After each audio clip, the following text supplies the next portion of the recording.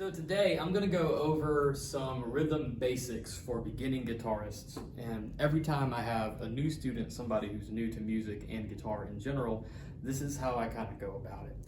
I feel like because we teach guitar so many different ways that we forget some foundation, and we get years down the line and then we have to back up. We're kind of having to retrace our steps because there's information we didn't know at the beginning that could help us later on. Believe it or not, this is how I start every guitarist. A lot of people like to shy away from using real musical terms and real musical symbols. I dive right into it. So I'm gonna start just getting some symbols on the board. Got our treble clef. We're in treble clef, and we have 4 beats, and the quarter note gets the beat. In music, every song has what we call a pulse, or you might hear it called a beat. I like using the term beat, and then I started using the term heartbeat, especially when I was describing it to younger children, because I know what their heartbeat is, and I'll do this. And what that's telling them is that there is this thing that is moving constantly as the song is going. It doesn't stop. It doesn't freeze for a second. Like if your heart stops, you die, right? So we have to keep the beat going. The beat is this thing outside of our control. We're actually reacting to how we're hearing the beat. So think about this heartbeat. The song is beating as we're going along and as we're playing. And that is what we're going to lock our strum up to. So to bring in some cymbals, what I start out with, say we already know how to play a G chord. So I'm gonna put G up here, and what you will see a lot of charts use in whatever books, or maybe sometimes tabs online use this, what you see a lot are these hash marks. There we go. I got a group of 4 of them. We're gonna split it down the middle here, and I'll put a group of 4 more. We're gonna make another split. I go all the way down the board here. So for every mark I see on this board, that is going to equal 1 strum of my G chord, whatever chord is floating on top here. 4, 8, 12, 16 strums. Broken them up into these smaller groups of 4 because it's easier to digest over time as we're playing, as we're counting. Before I get any more technical about this, we're gonna play. We're gonna play 16 G chords, okay? And how I'm going to play them is think about your heartbeat. Think about how constant and consistent that pulse is. And when I start strumming, I want to try to strum very consistent like that. As I count and strum, we're going to be counting in groups of 4. So I've got 1, 2, 3, 4 as each strum goes along.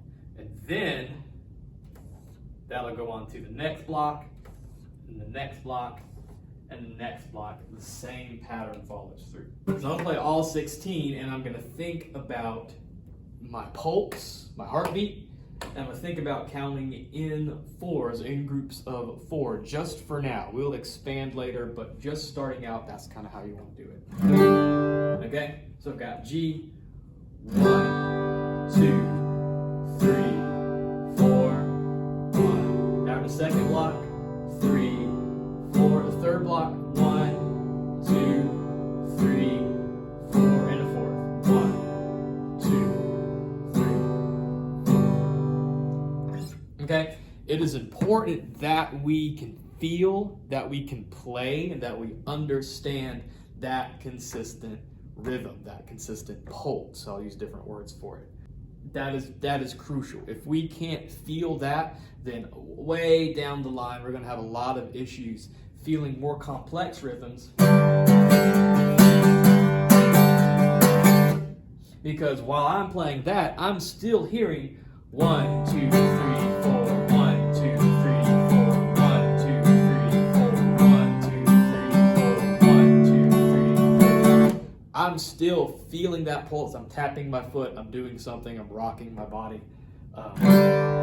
All of those strums I was doing are dancing around this pulse that I'm already feeling naturally. So this is crucial. Now the technical term for these blocks, because you see them in groups of whatever, there'll be groups of 4, there'll be groups of 2, groups of 6, there's all sorts of ways we organize the beat and the pulse. These blocks are called measures. That's just the word we use to describe this finite amount of musical beats. This square, this block, this space, it's a space in time. It's measuring an amount of time we play music. That's the term for what we have right here. And my people, when I start them out, I start them out immediately like this, and they catch on super quick. So I'm not shying away here from any sort of technical terms or anything like that. This is going to do you so much good in the future if you can read these marks, if you can understand how many strums or how many beats I have in my measure.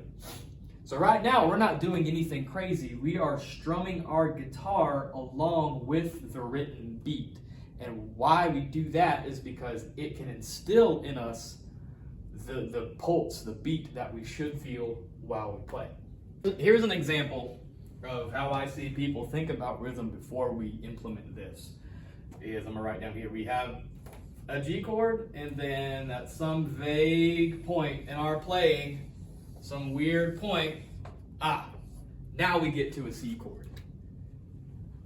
We start out thinking, hey, we're gonna play this however, whenever, whatever, and I know I gotta go to a C chord here, and if I'm just choosing when I'm going to change my chord, I'm not instilled with any sort of hard rhythm. I can't change chords as fast as I want to. That's kind of how this manifests itself, is that we're trying to do chord changes, but we don't even have a central rhythm to make our chord changes with. We don't have a measure, a time, something rigid that tells us, hey, I need to strum G this many times, and then I go to my next C chord.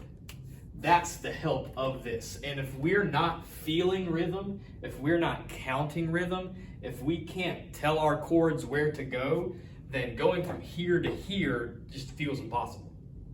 Rather, what happens when we start with this method is that I'll throw a C chord right about there. All right, so my C is here, my G is here. If we have a blank space, that just means we repeat the chord that was before. Now, I can tell you how many times I'm about to play G before I move to my C chord.